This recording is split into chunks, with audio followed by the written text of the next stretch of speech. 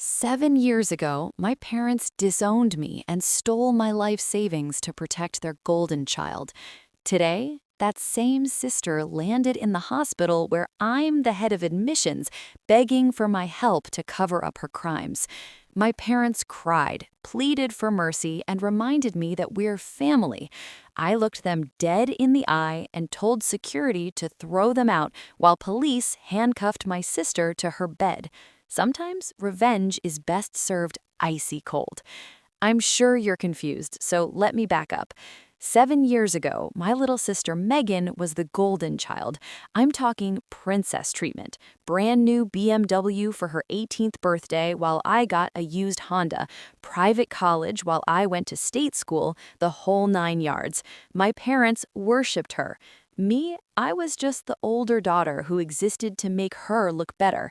One night when I was 24, Megan took my car without asking, said hers was in the shop and she needed to meet friends downtown.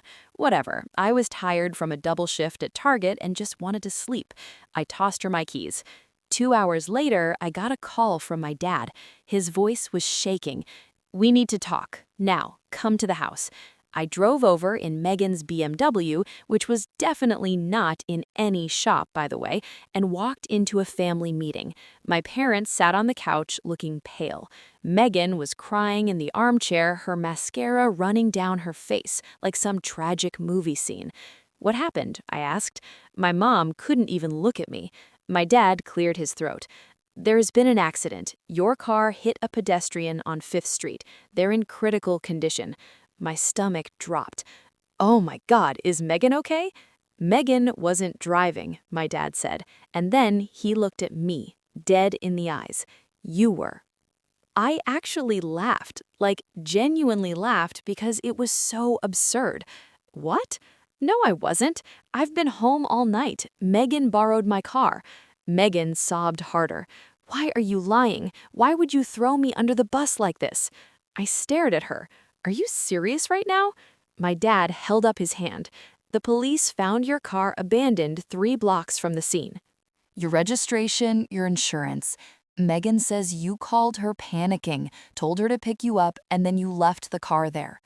"That's insane," I shouted.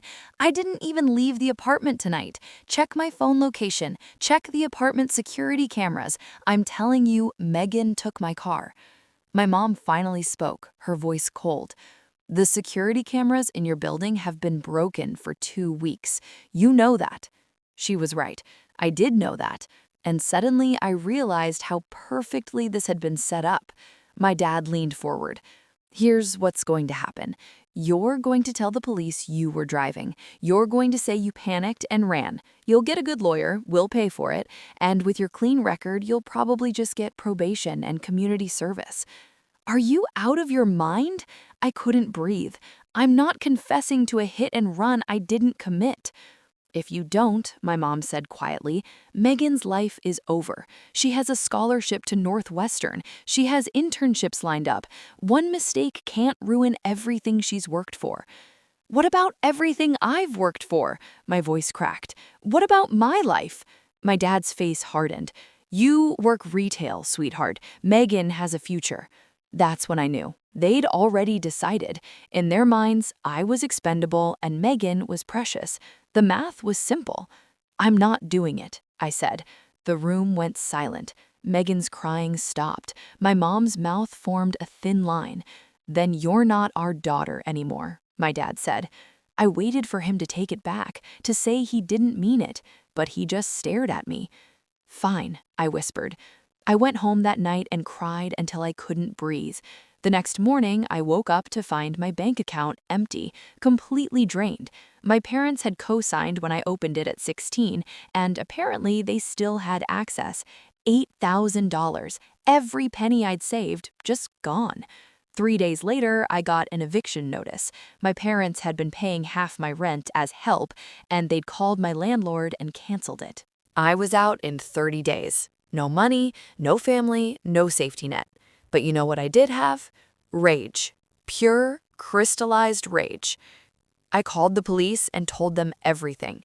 They said without evidence, it was my word against Megan's. The security cameras were broken, there were no witnesses. the case went cold. I moved into a friend's basement. I worked 3 jobs. I went back to school and finished my bachelor's degree in healthcare administration, then my master's. Then I clawed my way up from a front desk position at a clinic to an administrative role at Metro General Hospital. 7 years of work, 7 years of proving them wrong, and 3 months ago, I became head of admissions at one of the largest hospitals in the state. I hadn't spoken to my family once, not a single word. So imagine my surprise when I'm in my office on a Tuesday afternoon and I get a call from the ER. Miss Patterson, we have a Jane Doe patient who checked in with your social security number. My blood turned to ice. What? She was brought in from a major pileup on the interstate, critical condition. But when we ran her insurance information, it flagged as yours, your name, your SSN, your ID, but the photo doesn't match our patient. I didn't even think. I just ran down to the ER.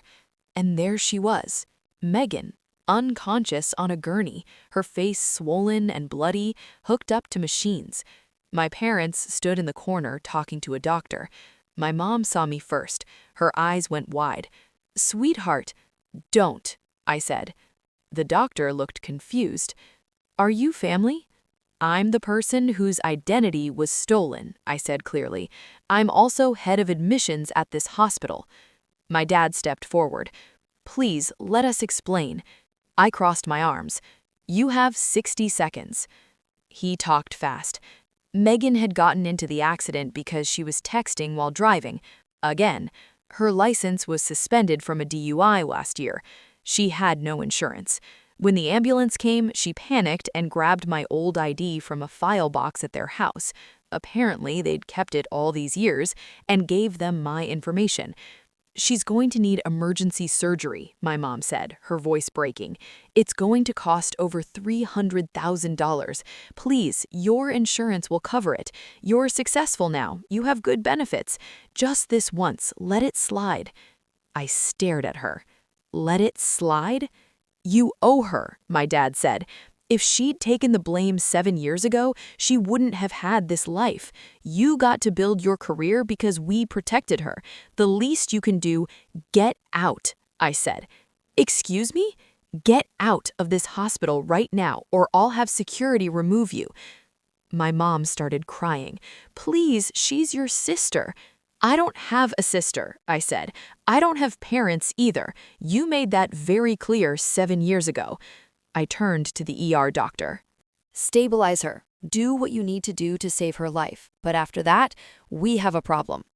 The surgery took 6 hours. I sat in my office and made phone calls. First to the hospital fraud division, then to the state police, then to a lawyer I'd been consulting with for 3 years, just waiting for the right moment.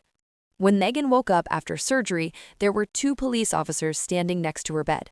"Megan Riley," one of them said, "you're under arrest for identity theft and insurance fraud." I watched from the hallway as they read her rights. My parents were screaming. Megan was crying, still groggy from anesthesia, not understanding what was happening. The insurance company launched an immediate investigation. $350,000 in fraudulent claims. Federal offense. The hospital pressed charges too. They don't mess around with this stuff. But I wasn't done. I gave my lawyer everything I'd kept from 7 years ago. Phone records showing Megan had called me that night from my car's location. Bank statements showing my parents had drained my account. The eviction notice. Emails where I'd begged them to tell the truth. All of it. We reopened the hit-and-run case. Turns out the statute of limitations in our state is 10 years for felony hit-and-run. With new evidence, the DA was interested. I also sued my parents for civil conspiracy and intentional infliction of emotional distress. My lawyer said we had a slam-dunk case. 3 months later, Megan took a plea deal. 8 years in prison. The victim from the original hit-and-run, who'd had permanent injuries, sued her too. My parents tried to fight my lawsuit, but they couldn't afford a good lawyer, not after they'd spent $40,000 on Megan's criminal defense attorney. I won a settlement of $180,000. When they couldn't pay, they filed for Chapter 7 bankruptcy. They lost the house, the cars, everything. Last I heard, they're renting a one-bedroom apartment in a bad part of town, and my dad's working at a call center at 62 years old. My mom's health is failing, and they can't afford her medications. They sent me an email last month, begging, saying I'd destroyed the family, saying I was cruel. I deleted it without responding. Do I feel bad? Sometimes, late at night, there's a tiny part of me that aches for what we could have been, for the family I deserved but never had. But mostly, I sleep like a baby, because the girl who got thrown away like trash 7 years ago built herself into someone powerful enough to make sure justice finally got served. And if that makes me a bad person, I really don't care. Play stupid games, win stupid prizes. My sister played, and she's sitting in a cell right now thinking about her choices. I'm sitting in my corner office with a view of the city skyline, making $160,000 a year with zero debt and zero family drama. I'd say I won.